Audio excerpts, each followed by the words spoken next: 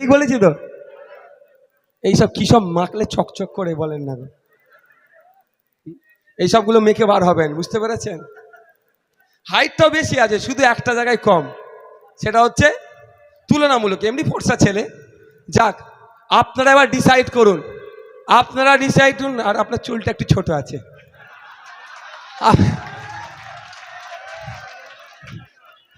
আপনারা ডিসাইড করুন, জোড়া ফুল পদ্ম ফুল মানুষকে ফুল বানাচ্ছে, আর বামপন্থী আইএসএফরা মানুষকে সঠিক রাস্তা দেখাচ্ছে, কোনটা গ্রহণ করবেন আপনাদের উপর নির্ভর করব। সংখ্যালঘু মুসলমান যারা আছেন এখানে, দিদি তো তাদের মাসিয়া, এখন দিদির ভাইপো আরো বড় মাসিয়া সাজার চেষ্টা করছে। এখন দিদি ভাইপোর মধ্যেই কম্পিটিশন হয়ে গেছে, মুসলমানদেরকে সব থেকে বোকা কে বানাতে পারে, ক্যাপটিভ ভোট ব্যাংক হিসাবে করে রাখতে চাইছে। আপনারা জানেন রঙ্গনাথ মিশ্র কমিশন বলছে পিছড়ে বর্গের মুসলমানদেরকে এগিয়ে নিয়ে যাওয়ার জন্য উচ্চ শিক্ষায় চাকরিতে 10% সংরক্ষণ দিতে হবে। একইভাবে মমতা ব্যানার্জি 10% সংরক্ষণ দিলেও ওবিসি এ ওবিসি বি ঘেটে ঘ করে দিয়ে এখন না উচ্চ শিক্ষায় না চাকরিতে পিছড়ে বর্গের মুসলমানরা সুযোগ পাচ্ছে। কিন্তু 2010 সালে বামেদের তৈরি ওবিসি আজও পর্যন্ত কলকাতা হাইকোর্ট থেকে সুপ্রিম কোর্ট ট্রেন চালাবার সাহস পেল না। কিন্তু 11-র পরে মমতা ব্যানার্জি নিজের মনের মতো করে, অর্থাৎ হচপচ করে যে সংরক্ষণ দিয়েছিল সেটা হাইকোর্টে বাতিল হয়েছে, সুপ্রিম কোর্টে গিয়ে ওটা ঝুলে আছে।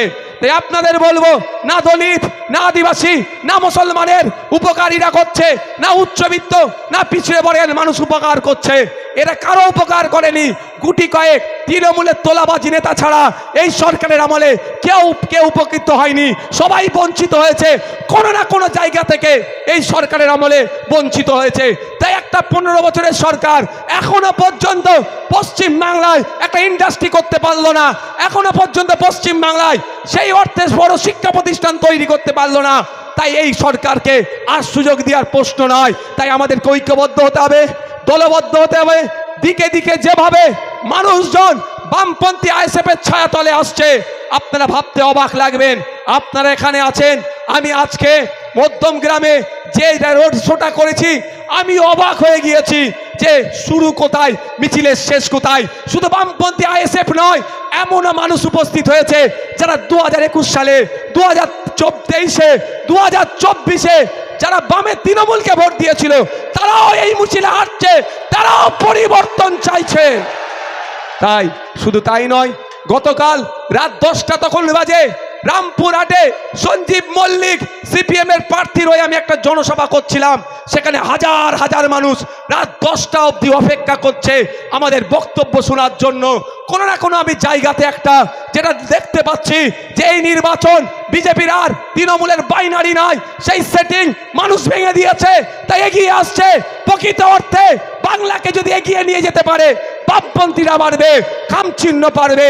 তাই খামচিহ্ন বামপন্থীদের ছায়াতলে হাজার হাজার মানুষ উপস্থিত হচ্ছে। তাই বলবো আপনাদের, আগামী 4 মে ইতিহাস রচনা হবে। সেই ইতিহাস রচনায় অংশ হিসাবে আমডাঙ্গাও থাকবে, হাসিম আব্দুল হালিম সাহেবের আমডাঙ্গাও থাকবে, এ আশা আমরা আপনাদের কাছে করছি। অর্থাৎ 29 এপ্রিল ইভিএম মেশিনের কত নম্বর 8 নম্বর বোতাম টিপে বিশ্বজিৎ মাইতিটাকে আপনারা বিপুল ভোটে জয়যুক্ত করবেন, এ আশা করতে পারি তো নাকি আপনাদের কাছে? একটু হাতটা তুলবেন, হাতটা তুলবেন। এ আশা করতে পারি তো নাকি? এ আশা করতে পারি তো নাকি? এর জবাব আমরা দেবো এই 4 মের পরে। কেমন ভাবে জবাব দেব? এই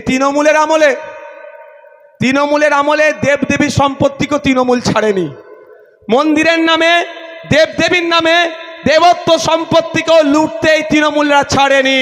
ঠিক যেভাবে মাদ্রাসা, মসজিদ, ঈদগাহ, কবরস্থান তথা ওয়াকফ সম্পত্তি তৃণমূল লুটেছে, এই সরকারের আমলে দেবদেবী সম্পত্তিও লুটেছে। তাই মানুষদের বলবো, ধর্ম জন্ম বর্ণ নির্বিশেষে ঐক্যবদ্ধ হন, আমাদের হাতকে শক্ত করুন, 148-এর ম্যাজিক ফিগারে আমাদের পৌঁছান। আমরা দায়িত্ব নিয়ে বলছি, ক্ষমতায় আসলে ওয়াকফ সম্পত্তি উদ্ধার করে যেমন ওয়াকফ বোর্ডকে বুঝিয়ে দেবো, একইভাবে মন্দিরের সম্পত্তি, দেবদেবীর সম্পত্তি, এই লুটেরারা যেটা চুরি করেছে সেটাকে ফিরিয়ে নিয়ে এসে মন্দিরের নামে দেবদেবীর নামে আমরা ফিরিয়ে দেব। কিন্তু সুযোগটা তো দিতে হবে। আপনারা আশা করছেন কাটমানি মুক্ত সমাজ ব্যবস্থা, তাই না? আপনারা আশা করছেন দত্তপুকুরের মানুষ দত্তপুকুরে ট্রিটমেন্ট নিক, খুব বেশি হলে বারাসাত মেডিকেল কলেজে গিয়ে ট্রিটমেন্ট নিক। আপনারা আশা করছেন যে পুরাতন রুট বা বাস রুট ছিল সেটা নতুন করে চালাতে হবে। আপনারা আশা করছেন আম খাবো, আর লাগাচ্ছেন গাছটা জাম, আম কি আর পাবেন? আপনারা আশা করছেন দুর্নীতিমুক্ত সমাজ ব্যবস্থা ডেভেলপমেন্ট করব, আর যাদেরকে ভোটটা দিচ্ছেন দুর্নীতিগ্রস্ত যারা, তারা শুধু নিজের ছাড়া সমাজের কথা একটুও ভাবে না। তাই সময় এসেছে, যদি মনে করেন যে দৃষ্টান্ত তৈরি করতে হবে, তাহলে 2021 সালে যে ভুলটা করেছেন আর করবেন না। আপনাদের বলবো, বাইনারির শিকার হয়ে গিয়েছিলেন আপনারা অনেকেই, সেই আর শিকার হবেন না। এবারে যেটা দেখছি, আমি বাস্তব কথা বলছি, যারা তৃণমূলের অত্যাচারে জোড়া পদ্ম ফুলকে ভোট দিতে চাইছেন, আমি অনুরোধ করব সে অত্যাচার বাড়বেই, ভোট ভাগাভাগি করবেন না।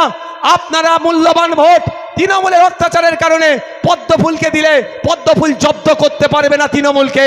সমস্ত ভোটটা বামেদের সমর্থন নিয়ে আইএসএফের মনোনীত প্রার্থী ইভিএম মেশিনের 8 নম্বরে খাম চিহ্নে দিন বিশ্বজিৎ দাকে, তাহলে বিশ্বজিৎ দ্বারা বামপন্থীরা ওই তৃণমূল নামক যারা অত্যাচার করছে তাদেরকে জব্দ করতে পারবে।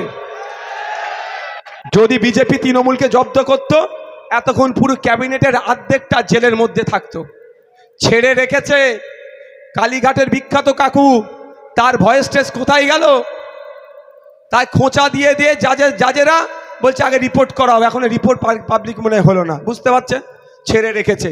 তাই তৃণমূলকে দিয়ে, এই বিজেপিকে দিয়ে তৃণমূলকে জব্দ করা যায় না।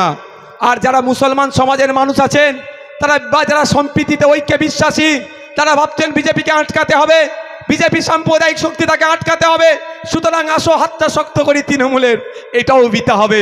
যদি মনে করেন তৃণমূল বিজেপিকে আটকাবে, এটা দিবাস্বপ্ন দেখা হচ্ছে। কারণ শুভেন্দু অধিকারী রাত দিন যেভাবে উভয় সম্প্রদায়ের মধ্যে দাঙ্গা মারামারি হিংসা লেগে যাবে, অসীম বিশ্বাস কখনো কোরআন শরীফ নিয়ে কখনো ধর্ম নিয়ে যেভাবে অবান্তর কথা বলছে, অহেতুক হয়রানি তৈরি করার চেষ্টা করছে, তাহলে এতক্ষণ রাজ্য পুলিশ এই শুভেন্দু অধিকারী বা অসীম বিশ্বাসদেরকে জেলের মধ্যে রাখতো, বরঞ্চ তাদেরকে ছেড়ে রেখে আরও সুযোগ করে দিচ্ছে, পশ্চিম বাংলায় সাম্প্রদায়িক চাষ করার সুযোগ করে দিচ্ছে, যাতে করে ভোটটা ভাগ হয়ে যায়। একটা ভোট তৃণমূলের দিকে থাকবে, উল্টাটা ভোট বিজেপির দিকে থাকবে। এই ভোট ভাগাভাগি করে ক্ষমতায় একজন থাকবে, অপোজিশনে একজন থাকবে, মানুষের হয়ে কথা বলার লোক কম যাতে হয়ে যায় সেই চেষ্টা করছে।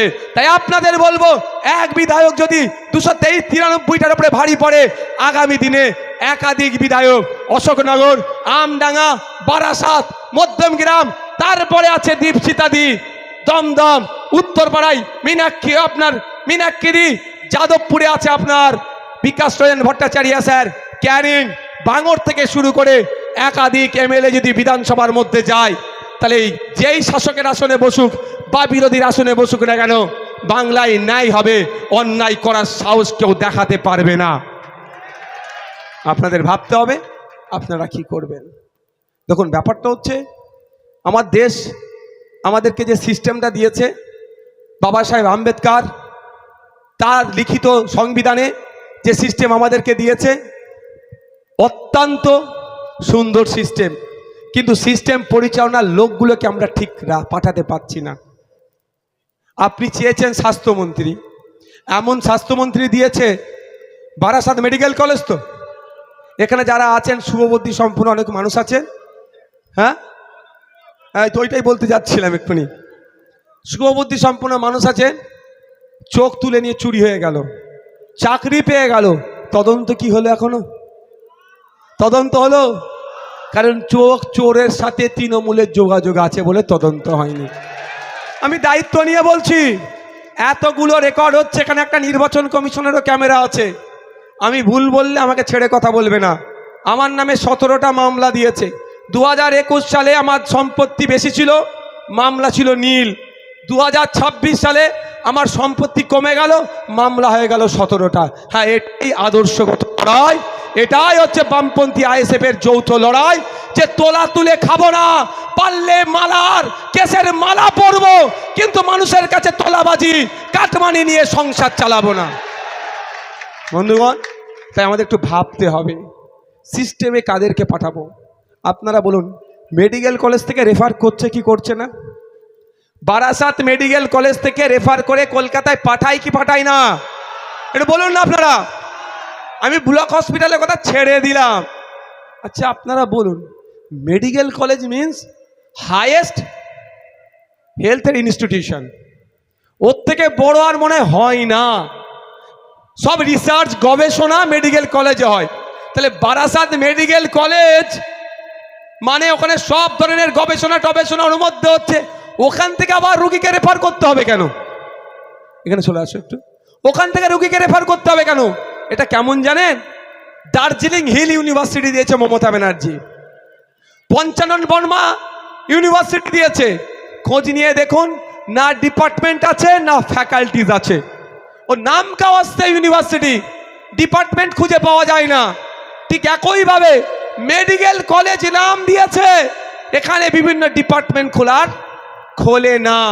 কারণটা আছে, বারাসাত সাংগঠনিক তৃণমূলের জেলার নেতাগুলোর সাথে দেখুন বারাসাতের প্রাইভেট হসপিটালের মালিকগুলোর কত ভালো সম্পর্ক। কেন? দত্তপুকুরের সরকারি হসপিটালে যদি এক্স-রে মেশিন থাকে, আপনারা কেউ প্রাইভেটে গিয়ে এক্স-রে করবেন? তাহলে ওরা মাছি মারবে। ওই জন্য দত্তপুকুরের তৃণমূলের নেতাগুলোর সাথে খোঁজ নিয়ে দেখুন প্রাইভেট ডায়াগনস্টিক সেন্টারের মালিকগুলোর কত ভালো সম্পর্ক। হয়তো অনেকে মাছও দেয় যে এক্স-রে মেশিন থাকলেও তুমি টেকনিশিয়ান চাইবে না, টেকনিশিয়ান থাকলেও রিপোর্ট করবে যে প্লেটটা, সেটা থাকবে না। যদি ভাগ্য খুব ভালো থাকে, প্লেট থাকলেও রিপোর্টে যে কাগজ প্রিন্ট করা সেটাও থাকবে না। এটা আমি দায়িত্ব নিয়ে বলছি।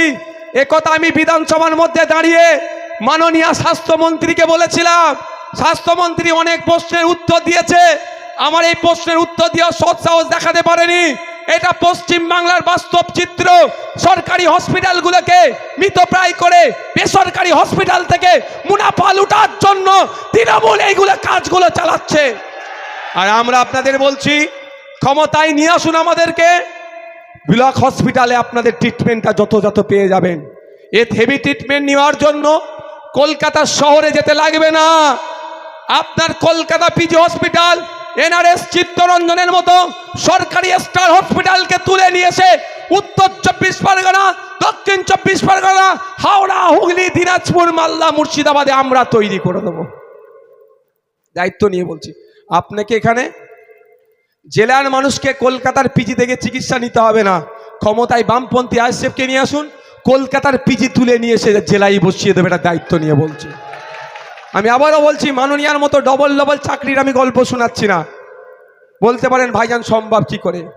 রায়গঞ্জে এমস হওয়ার কথা ছিল, কল্যাণীতে হয়েছে। কত টাকার প্রজেক্ট? 850 কোটি টাকার প্রজেক্ট। ও টাকা 1000 টাকা ধরছি, 1000 কোটি টাকার প্রজেক্ট হবে আজকের ডেটে। গত বছরে আমাদের অর্থবর্ষে পশ্চিমবাংলা সরকারের হেলথ বাজেট কত ছিল আপনারা জানেন? কেউ জানেন কি? 25,000 কোটি টাকা। 10.5 কোটি মানুষকে হেলথ ফ্যাসিলিটি দেবে, স্বাস্থ্য পরিষেবা দেওয়ার জন্য 25,000 কোটি টাকা বরাদ্দ ছিল 10.5 কোটি মানুষের জন্য। গেল কোথায়? খুঁজতে হবে না? এটাকে মমতা ব্যানার্জি ট্যাক্সাল থেকে ছাপিয়ে দিচ্ছে নাকি? আপনার আমার মেহনতের টাকা। সকালবেলা এই বাজারে এসে জিনিস সবজি বিক্রি করেন, তারও ট্যাক্সের টাকা ওই 25,000 কোটি টাকাতে আছে। আবার যে এসি রুমে বসে বিজনেস করেন, তারও ট্যাক্সের টাকা আছে। তো টাকাটা গেল কোথায়? আমি তারপরেও বলছি, স্বাস্থ্যসাথী কার্ডে এখন পর্যন্ত কত টাকা খরচ হয়েছে আপনারা জানেন? 2025-এর লাস্ট 24 পর্যন্ত 10,000 কোটি টাকা। ভালো করে একটু বোঝার চেষ্টা করুন। স্বাস্থ্যসাথী কার্ডে 10,000 কোটি টাকা অলরেডি খরচ হয়ে গিয়েছে। ওই 10,000 কোটি টাকা যদি সত্যিকারের অর্থে বাংলার মানুষের স্বার্থে যদি খরচ করা হতো, তাহলে স্বাস্থ্যের বিপ্লব হয়ে যেত। 10টা জেলায় 10টা পিজি হসপিটাল তৈরি করে দেওয়া যেত। ওই তথ্য দিয়ে বলছি তো ভাই।